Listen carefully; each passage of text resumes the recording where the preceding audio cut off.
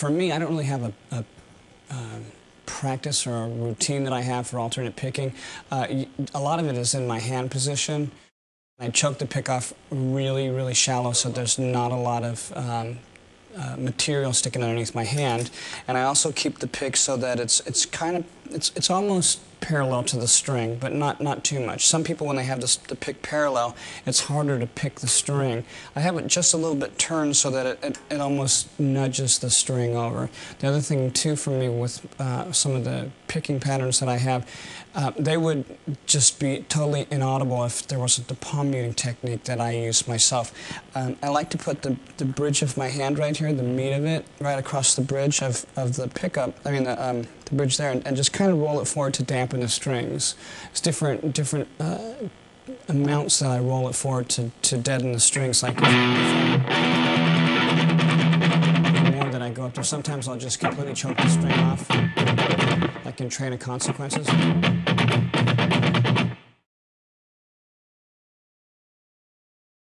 I can't start a pattern if there's 4 notes in there and I'm doing 3 notes and I want to down pick on the alternate where I'm going. Because of the timing, I'm going to do the 4th note. It's going to be the same thing.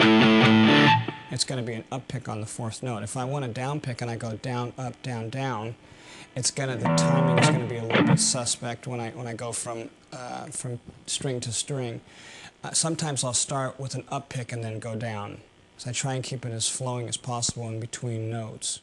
And the other thing too is I cheat a lot when you're asking me how I go back and forth between strings. I'll anchor my finger either on the pickup ring or on the strings. And that's kind of the muscle memory in my hand will tell me how far it is from string to string.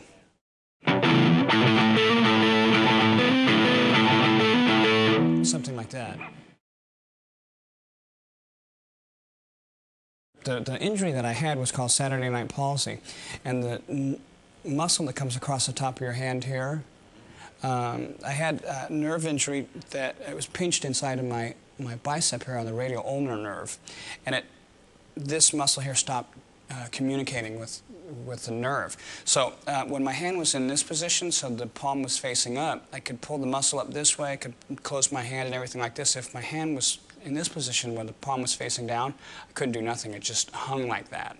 So because the guitar in this position, the palm is facing up, you would think that something could happen, and it was fine going this way, but when I had to pull my hand back down this way, I couldn't get the muscle to pull this way. So some of the things that I did when I was trying to rehabilitate my arm, and this would be, I mean, for any guitar player who's injured their arm and they think it's the end of the world, it's not. Sometimes you just have to, learn how to play again. I did a lot of physical therapy, which is a lot of stretching exercises, a lot of gripping exercises, a weird wheel that they had. It was like a mesh thing, and you just do these gripping exercises. So having said that, as the muscle came back, I just started doing basic picking patterns, all the block-headed stuff you learn in the beginning. It was just stuff like that.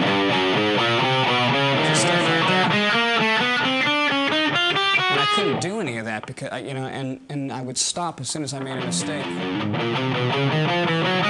I'd start again. Just keep going over and over again.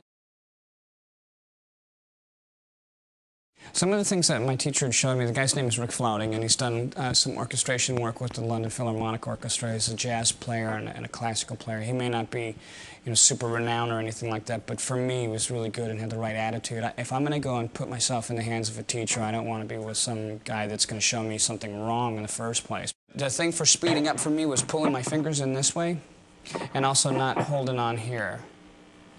And another thing, too, for fingering is, I was going across the frets like this, and he had said that if I turn my hand this way, it'll be better for me. Because my guitar hangs really low, it's kind of hard to change that, but I try and do it as much as I can to discipline myself. When I was in Metallica, I had brought this riff to them that I had invented, and nobody had ever seen this before. It was called Spider Riff.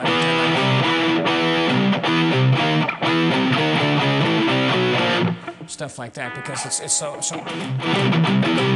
so much easier instead of going, because you're taking your fingers off the one string and going to the other string. There's going to be string noise. Also the timing. Basically, my style is I play a lot of pentatonic stuff, I guess that's what it's called. Just that old blues style, because that's basically what I learned. I think that's part of a pentatonic scale.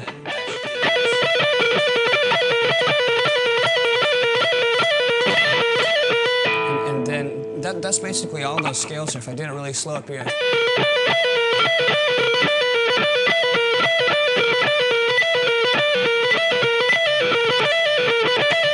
And then I do this weird thing where I kind of bar with my little finger. I go.